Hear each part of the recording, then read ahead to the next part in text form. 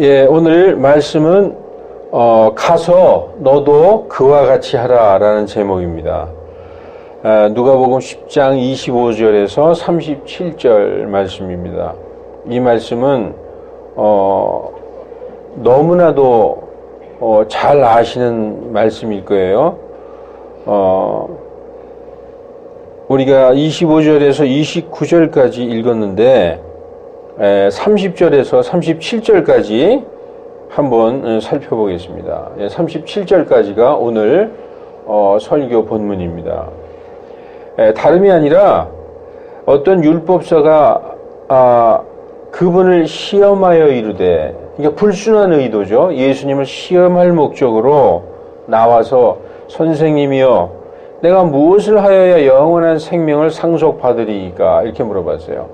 여기서 무엇을 하여야, 이게 이 사람의 중요한 질문입니다. 무엇을 하여야 영원한 생명을 상속받으리이까.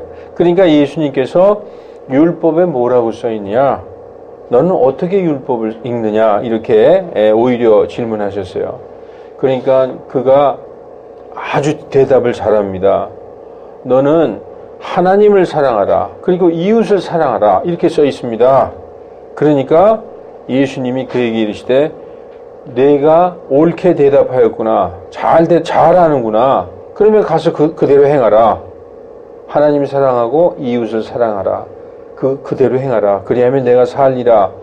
이렇게 이제 말씀하셨죠.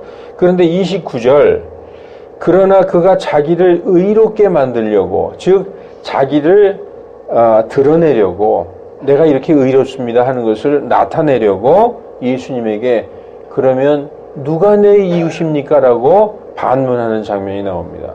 누가 내 이웃입니까? 이렇게 물어보는 장면이 나오죠. 그러니까 예수님께서 그 유명한 그 비유의 말씀을 하시는데, 이게 바로 선한 사마리아인의 비유. 이거 다 아는 말씀이죠. 예수님께서 비유로 그 사람에게 이렇게 말씀합니다. 어떤 사람이 예루살렘에서 여리고로 내려가다가 강도들을 만나매 그들이 그의 옷을 벗기고 그에게 상처를 입혀서 그를 반쯤 죽이고 떠나갔느니라. 마침 어떤 제사장이 그 길로 내려오다가 그를 보고는 다른 쪽으로 지나가고, 또 이와 같이 한 레위 사람도 그가 그곳에 있을 때에 와서 그를 바라보고는 다른 쪽으로 지나가되, 어떤 사마리아 사람은 여행을 하다가 그가 있는 곳에 이르러 그를 보고 불쌍히 여겨 그에게 가서 기름과 포도즙을 붓고 그의 상처를 싸매며 그를 자기 짐승에게 태워 여관으로 데려다가 돌보아주고 이튿날 떠날 때 이 데나리온을 꺼내 주인에게 주면서 그에게 이르되 그를 돌보아주라. 당신이 얼마를 더 쓰든지 내가 다시 올 때에 갚으리라 하였느니라. 이제 너는 이 세 사람 중에서 누가 강도 만난 자의 이웃이라고 생각하느냐 하시니 그가 이르되 그에게 긍휼을 베푼 자니이다 하매, 이에 예수님께서 그에게 이르시되 가서 너도 그와 같이 하라, 이렇게 말씀하셨어요. 이게 오늘 본문입니다. 자, 여러분, 어떤 율법사가 예수님을 시험할 목적으로, 불순한 목적으로 나와서 예수님께 물었어요. 무엇을 하여야 영원한 생명을 상속받으리까? 예수님께서 성경에 뭐라고 써있느냐, 율법에. 그랬더니 하나님 사랑하고 이웃을 사랑하라고 써 있습니다. 그러냐? 가서 그것을 행하라. 그리하면 네가 살리라. 그렇게 말씀하셨어요. 그러니까 율법사가 그런데 선생님, 내 이웃이 누굽니까? 라고 반문했습니다. 예수님은 이제 난처하게 만들려고 했지만, 예수님은 이 말씀을 하시면서 우리에게, 그 율법사뿐 아니라 우리에게도 진리의 말씀을 가르쳐 주신 것입니다. 여기 지금 제가 빨간 글씨로 이렇게 써놨는데, 여러분 한번 이 성경 해석을 순수하고 정말 그 성경에도 마음이 순수한 자는 복이 있나니 그가 하나님을 볼 것이요, 이렇게 써 있지 않습니까? 순수한 마음으로 성경을 읽고 말씀 그대로 받아들이는 사람은 성경을 이해하고 깨달을 수 있어요. 그런데 성경을 자기식으로 해석하려고 하는 사람들이 옛날에 많이 있었어요. 알렉산드리아 학파의 그런 성경 해석 방법을 보면은 예수님 당시에 있었던 필로라는 사람이 있었습니다. 그 필로라는 사람이 그 유대인으로서 종교 철학자였었어요. 그러니까 성경을 있는 그대로 이렇게 읽고 받아들이지 않고 그 플라톤 철학의 이데아 사상과 이 성경을 접목시켜서 그 알레고리 푸뉴식으로 영적인 해석을 했다는 거죠. 성경을 있는 그대로 해석하는 게 아니라 영적인 해석으로 푸뉴적인 해석으로 해서 얼핏 들으면 무지하게 대단한 것 같아요. 야, 성경에 이런 의미가 있었구나. 이러한 아주 숨은 의미가 있었구나 하고 놀래지만 사실은 성경과 완전히 성경의 의도와 다른 뜻으로 해석을 하는 그러한 오류를 범한 그런 사람들이 많이 있었습니다. 그래서 그렇게 영적인 해석, 영지주의자의 알레고리의 그 해석이 어떻게 심각한 오류가 있는가를 우리가 한번 살펴보겠습니다. 지금 이 빨간 글씨에서 10장 30절부터 한번 쭉 같이 읽어보십시다. 여기서 어떤 사람은 아담이라고 봐도 돼요. 아담은 고유명사로서 우리 인류의 첫사람 아담이라고 볼 수도 있지만 아담의 또 다른 뜻이 사람이라는 뜻이 있어요. 그래서 어떤 사람이 예루살렘에서, 이 예루살렘은 이제 그 영지주의자들은 어떻게 해석을 하냐. 이 예루살렘은 낙원이다. 낙원, 에덴이다. 에덴에서 여리고로 내려가다가 세상, 악한 현 세상으로 내려가다가, 왜냐 아담이 범죄해서 낙원에서 쫓겨났잖아요. 그래서 이제 세상으로 내려가다가 강도들을 만났다. 이 강도는 대적하는 자들, 마귀를 의미하는 거죠. 마귀들을 만남에 그들이 그의 옷을 벗기고 그에게 상처를 입혔다. 이게 죄를 짓게 했다는 것이죠. 그래서 그가 그를 반쯤 죽이고 떠나갔다. 영적으로도 죽어 있는 상태가 된 것이죠.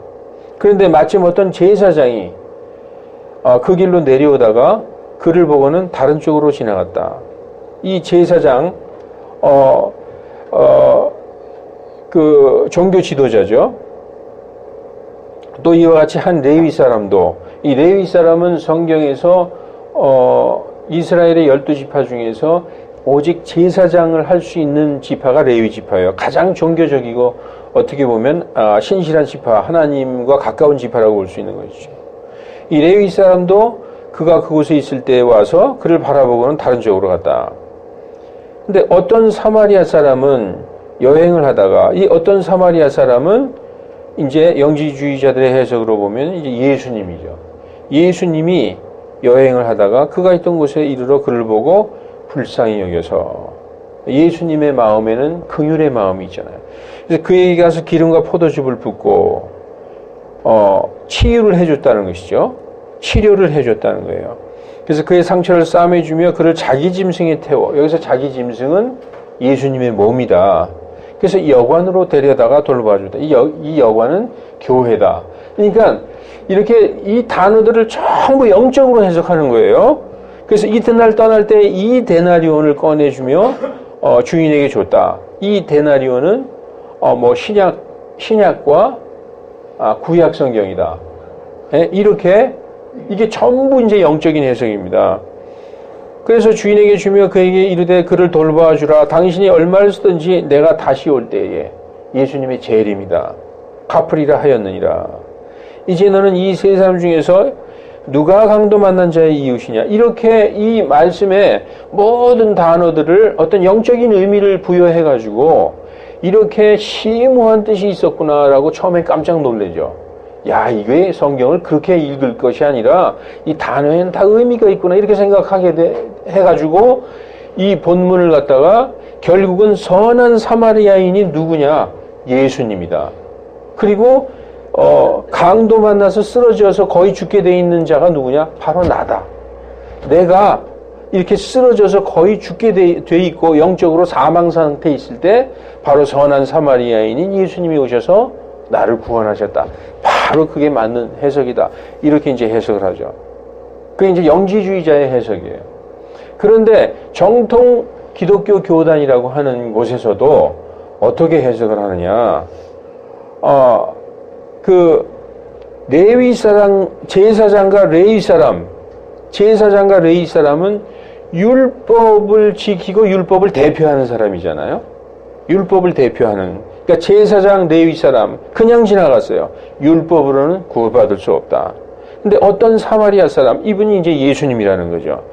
불쌍히 여겼다. 아, 예수님 안에 있는 안에 있는 긍휼과 그리고 기름과 포도즙을 부었다. 예수님의 치유 사역.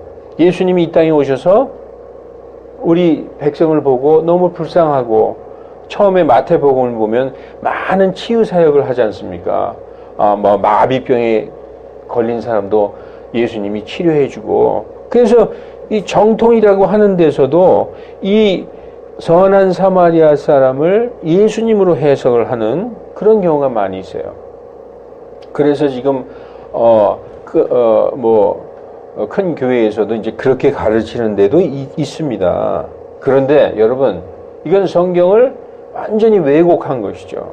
성경을 있는 그대로 읽은 게 아니라 어떤 사람들이 해석해 놓은 대로 이렇게 해석하다 보면은 전혀 다른 쪽으로 이제 가는 것입니다. 그럼 여러분, 이제 우리가 한번 해석을 한번 해볼까요? 여러분하고 제가 직접 한번 해석을 한번 해봅시다.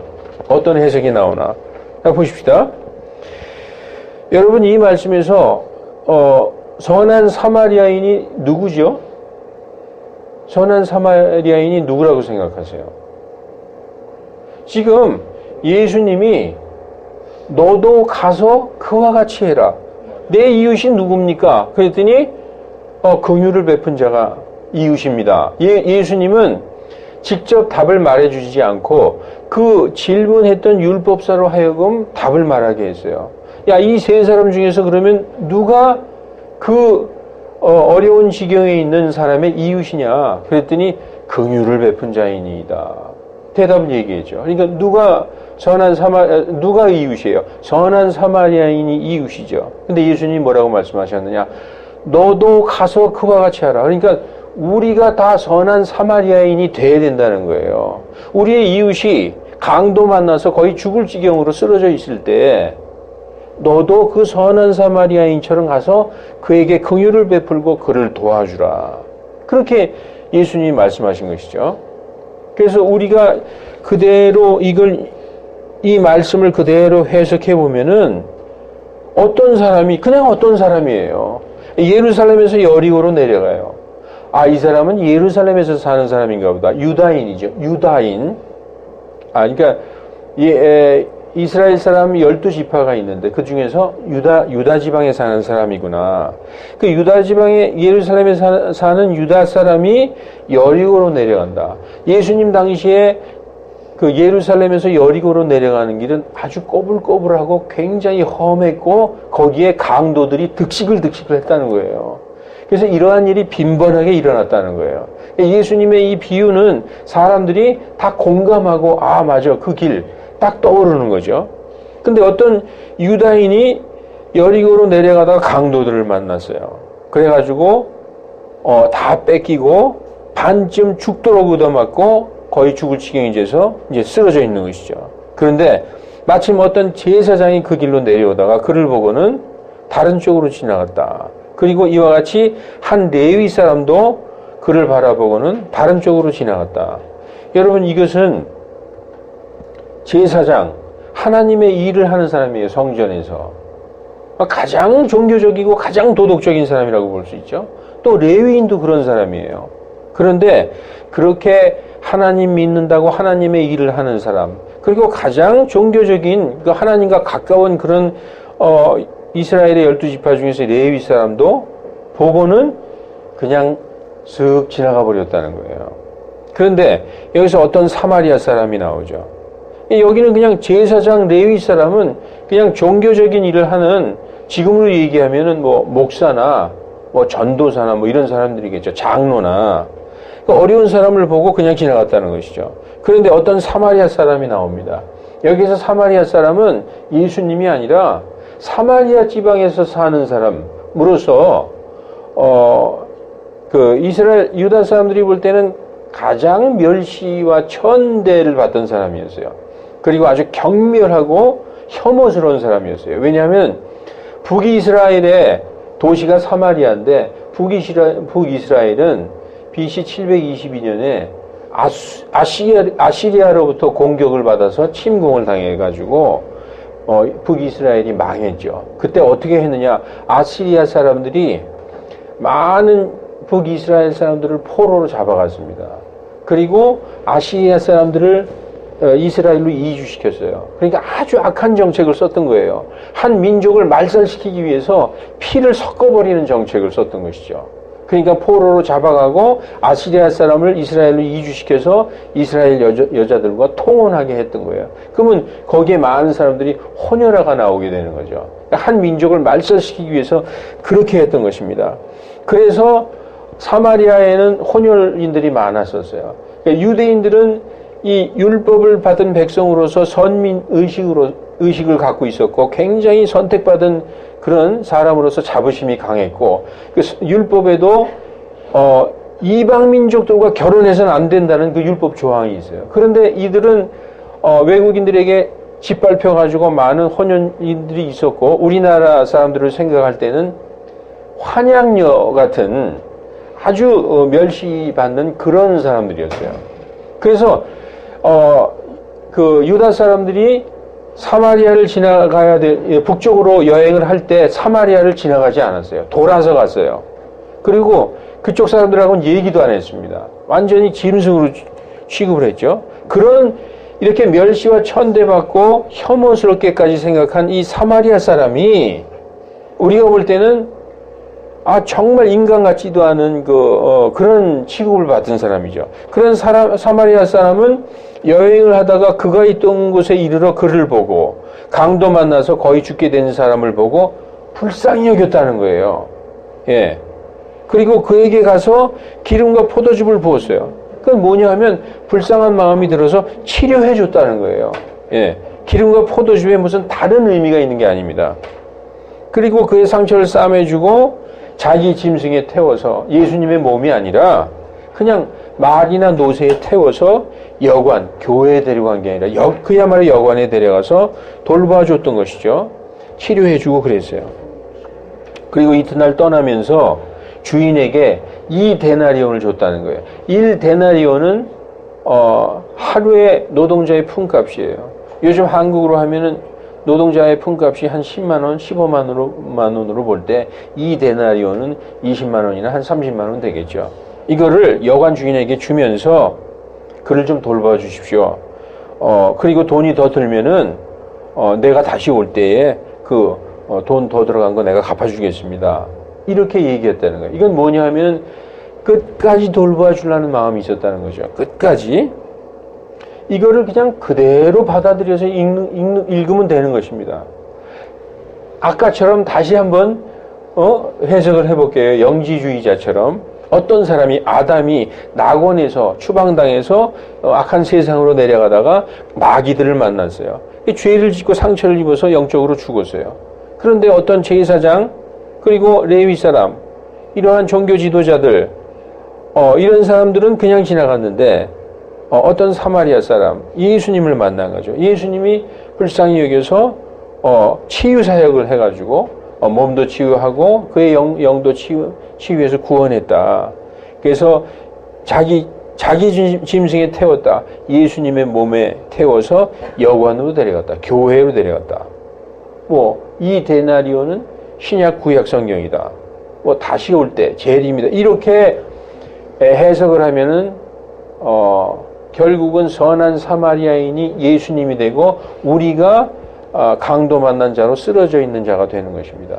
그런데 지금 이 본문을 그대로 읽으면 선한 사마리아인이 예수님이 아니라 우리들이라는 거예요. 너도 가서 그렇게 해라. 우리 모든 성도들이 가난한 자들을 보고 불쌍히 여기고 그리고 그들을 도와줄 것을 말씀하신 것이죠. 잘못하면은 성경 완전히 거꾸로 해석하게 되는 것입니다. 여러분, 성경을 읽고 해석할 때 가장 중요한 원칙이 하나 있어요. 우리가 누구든지 그리스도인으로서 성경을 읽고 해석을 할 때, 뭐 해석까지라고 할 것도 없이 성경을 읽을 때 중요한 원칙이 있다. 성경 말씀이 상식적으로 이해되는 내용이면 이렇게 읽었더니 그냥 다 그냥 이해된다. 그러면은 다른 뜻을 생각하지 말고 그대로 문자적으로 받아들이라는 것입니다. 이것이 가장 중요한 첫 번째예요. 성경 해석의 황금률은 문자적으로 이해되면 그냥 문자대로 이해하라는 것입니다.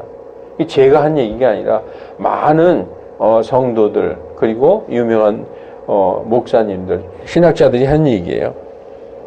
그러나 문자만으로는 도저히 뜻을 알 수 없을 때 이거는 아무리 문자로 해석해도 이건 해석이 안 된다. 그랬을 때는 성경의 다른 부분에선 이 단어를 어떻게 해석을 하고 어떻게 말씀하시는가, 그리고 이 성경이 역사적으로 어떻게 성취되었는가, 이런 부분을 통해서 성경을 성경으로 해석해야 된다는 것입니다. 어떤 사람들은 이렇게 말해요. 성경을 너무나 문자적으로 해석하지 말고 너무나 왜 이렇게 문자적으로만 해석합니까? 이렇게 말하는 사람들이 있는데, 다시 말씀드리지만 성경 해석의 황금률은 우리가 문자적으로 읽었을 때 이해가 되면, 예를 들어서 하나님께서 첫날 창조하신 다음에 그 저녁과 그 아침이 되니 첫째 날이더라. 그러면 24시간 우리가 지금 살아가는 하루가 지났구나. 이렇게 이해를 하면 된다는 거예요. 하나님께는 하루가 천년이고 천년이 하루니까 하루가 첫째 날이니라 그랬으니까 천년이 지났구나. 이렇게 생각하면 안 된다는 거예요. 문자 그대로 그렇게 해석하라는 것이죠. 하나님께서 우리에게 문자를 주신 것, 언어를 주신 것은 이 언어라는 것은 단어가 연결돼서 문장이 이루어지는 거 아닙니까? 이렇게 언어를 주신 것은 단어를 통해서 하나님의 뜻을 기록해 주신 것이므로 무엇보다도 단어와 단어의 연결인 문장과 문맥을 통해서 해석하는 것이 가장 우선적이다. 이렇게 말씀하고 있는 것입니다. 여러분, 그러므로 성경의 단어 하나하나가 얼마나 중요한지 이것을 아는 것이 성경 말씀을 대하는 가장 기본적인 자세라는 거예요. 성경 단어 하나하나를 우리가 있는 그대로 받아들이고 해석하는 것. 그래서 단어를 얼마나 중요하게 여기는가. 이것이 말씀을 대하는 가장 기본적인 태도다. 여러분, 불변의 진리는 하나죠. 이것도 진리가 되고 저것도 진리가 될 수가 없어요. 그래서 성경 해석은 성경은 진리이기 때문에 진리에 대한 해석은 단 하나밖에 없어요. 이것도 맞고 저것도 맞다. 이건 없는 것입니다. 한 성령, 한 하나님, 한 믿음, 한 침례, 한 주님, 우리에게 주신 이 성경의 진리의 말씀의 해석이 딱 하나라는 것입니다. 그러나 만일 성경을 이 문자적이 아닌 지나치게 영적으로 해석하면은 해석하는 사람마다 거의 다 다르게 해석을 해요. 영적으로 해석하면은 저 사람은 자기 마음에서 영적으로 이렇게 나는 해석이 된다.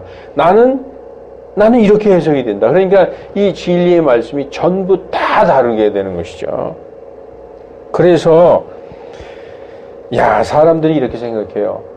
하나님께서 정말 나의 눈을 열어주셔서 나에게만 이 특별히 진리를 깨닫게 해주셔가지고 나만 내가 이걸 깨달았구나. 그 다음부터 뭘 하느냐? 소설 쓰게 되는 것입니다. 소설. 자기 멋대로 성경을 이제 해석하게 되는 것이죠. 그래서 오늘 보여드린 것처럼 성경을 문자적이 아닌 영적인 해석으로 자기 생각과 상상으로 해석하는 이런 영지주의적 해석은 완전히 잘못된 가르침이라는 겁니다. 여러분, 이 현 시대에 성경을 완전히 왜곡해서 가르치는 집단이 있죠. 대표적인 신천지 한번 생각해 보세요. 창세기 1장 1절부터 계시록까지 완전히 그냥 자기네들의 성경이 아니에요. 이거는 만화책을 하나 만들어 놓은 거죠. 완전히 다른 해석으로 가는 것입니다. 그런데 그런 사람들을 따라가는 사람들이 또 얼마나 많은지 몰라요. 소경들 인도하니까 전부 다 또랑에 빠지는 거죠. 그러나 우리를 인도하시는 성령님께서 우리를 오직 진리 가운데로 인도하실 줄 우리는 믿고 아는 것입니다. 여러분, 내 상상과 생각을 내려놓고 말씀을 순수한 눈과 마음으로 읽고 받아들이는 우리가 되기를 원합니다. 자, 오늘 이 본문 말씀에서 우리는 우리의 이웃이 평소 알고 지내는 사람만 이웃이 아니라 정말 길거리에 쓰러진 예루살렘에서 여리고로 내려가던 어떤 사람이 우리가 아는 사람이 아니잖아요. 오늘 본문에서 보면은 한 번도 본 적이 없는 낯선 사람인데 쓰러져 있어요. 강도 만나서. 그런 사람을 예수님이 우리의 이웃이라고 얘기하는 것입니다. 지금 그러한 사람에게 긍휼을 베풀고 돌봐주고 선한 행위를 하는 것, 여러분, 우리 형제들 그리고 우리가 아는 사람들에게만 이웃이 아니라는 것을 우리가 알 수 있는 것이죠. 31절에 제사장을 한번 보십시오. 이 제사장도 못 본 채 하고 지나가고 32절에 레위 사람도 그냥 지나가 버립니다. 제사장이나 레위인들은 하나님의 일을 수행하는 사람들입니다. 오늘날로 말하면 종교 지도자들이죠. 그러나 33절에 어떤 사마리아 사람은 지나는 길에 만난 이 사람을 불쌍히 여겨서 기름과 포도주를 붓고 그 사람을 돌봐주는 장면이 나옵니다. 그리고 35절에 보면은 35절 이튿날 떠날 때에 이 데나리온을 꺼내주면서 그를 돌봐주라. 모자라면 내가 돌아올 때 갚겠다. 이건 뭐냐면은 끝까지 돌봐주는 것을 우리가 볼 수 있어요. 끝까지. 여러분, 이제 이 말씀을 오늘 이게 너무나 쉽고 간단한 말씀이지만 이 말씀을 보면서 어떻게 생각하십니까? 부끄러운 생각 안 드세요? 부끄럽다. 왜냐하면 나 같으면 그렇게 할 수 있겠는가? 우리 동창이나 옆집 사람이나 아는 사람도 아니에요. 자주 만나는 직장 동료도 아니고 전혀 모르는 사람인데 강도 만나서 겁 죽게 돼 있어요. 근데 여러분 같으면 그를 돌봐주고 그에게 사랑을 베풀 수 있겠는가? 지금 이 시간 우리가 한번 우리를 돌아볼 수 있는 것입니다. 여러분, 이런 생각이 들죠? 지금 세상이 얼마나 무서운데 괜히 선행한답시고 남의 일에 끼어들어가지고 잘못해서 말이지 그 인간 괜히 또 죽기라도 하면 괜히 오라가라 경찰서 왔다 갔다 해야 되고 혹시 누명을 뒤집어 쓸 수도 있고 에휴 안 됐지만 그냥 지나가는 게 상책이다. 우린 거의 그렇게 살고 있습니다, 여러분. 우리의 현 주소가 그거예요. 그래서 성경 말씀을 읽으면은 다 안다. 우리 머리로는 알지만 실제로 행동에 옮길 때는 이게 얼마나 괴리감이 있는가를 우리가 알 수 있는 것입니다. 여러분, 처음에는 좀 도와주겠죠. 어떤 사람은 내가 정말 선행을 진짜 실천해야 되겠다. 처음엔 좀 도와주다가 이 병원에 데려가면요 꼭 보호자 데려오라고 그래요. 그럼 거기다 죽어가니까 내가 보호자가 돼야 되는데 이거 괜히 보호자 그랬다가 병원비 완전히 덤태기 쓰는 거 아니야? 이래가지고 좀 선행을 베풀려고 하다가도 중간에 멈추죠. 더군다나 지금 내 사정이 코가 석자인데 괜히 남을 도와주려다가 이거 금전적으로 감당할 수 없는 일이 생길지도 몰라. 이래서 마음은 있으나 원은 있으나 육신이 연약하도다 하면서 못하는 사람들이 대부분이에요. 저도 그렇고 여러분도 마찬가지일 것입니다, 여러분. 근데 여러분, 우리 믿는 자들은 지금 이 본문 말씀에 나오는 제사장이나 레위인처럼 하나님의 말씀을 입에 달고 사는 그리스도인들이에요. 오히려 여기서 그냥 싹 지나간 제사장과 레위인이 믿는다고 세상에서 사는 우리 그리스도인들이라는 것이죠. 저 사마리아인은 믿지도 않는 세상 사람일 수가 있어요. 오히려 세상 사람이나 불신자나 타 종교의 사람은 오히려 더 자비를 베푸고 진짜 사랑을 실천을 하지만 예수님 믿고 구원받았다고 하는 이 그리스도인들은 제사장이나 레위인 같은 그런 하나님과 가까운 상태에 있는 우리 그리스도인들이 오히려 더 이웃을 외면하고 살 수 있다는 것입니다. 이 말씀을 보면은 저는 상당히 많이 찔리는 부분이 있었어요. 예. 오히려 믿지 않는 무신론자나 타종교 사람들이 선한 사마리아인처럼 이웃을 사랑하고 실천에 옮기는 경우가 더 많다는 것입니다.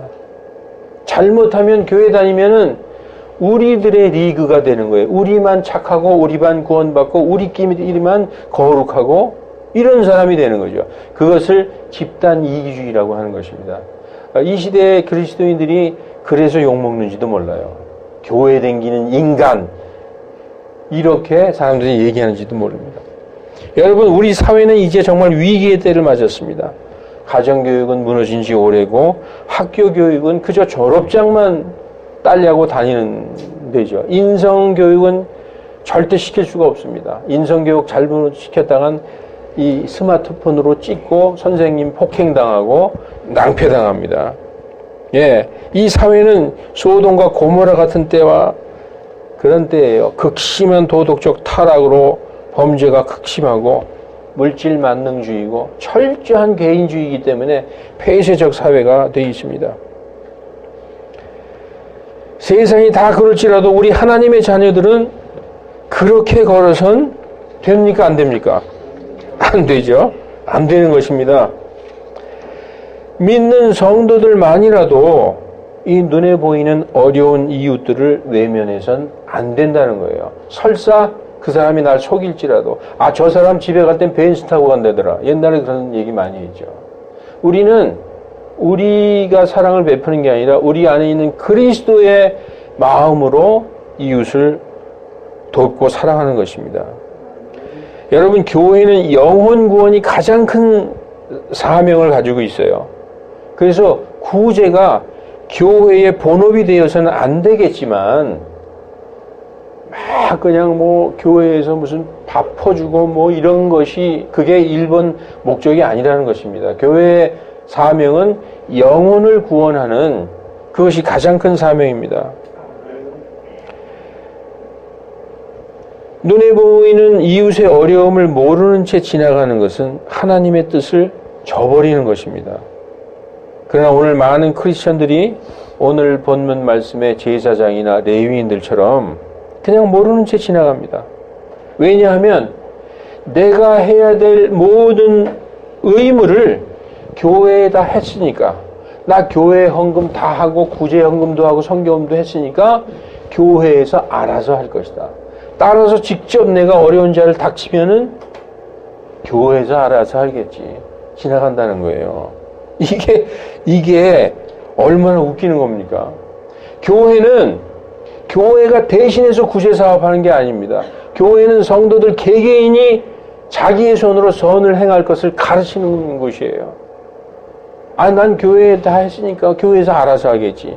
그건 뭡니까? 오히려 성도들이 정말 선행을 하고 이웃을 사랑할 기회를 교회가 박탈하는 거예요. 웃기는 얘기죠, 이게. 그러니까 성도들 개개인이 정말 자기의 손으로 보이지 않는 곳에서 어떤 사람들을 도와주는 그 그리스도의 사랑과 긍휼을 베풀고 이것을 개개인이 하도록 교회에서 가르쳐야 된다는 것입니다. 하나님의 뜻은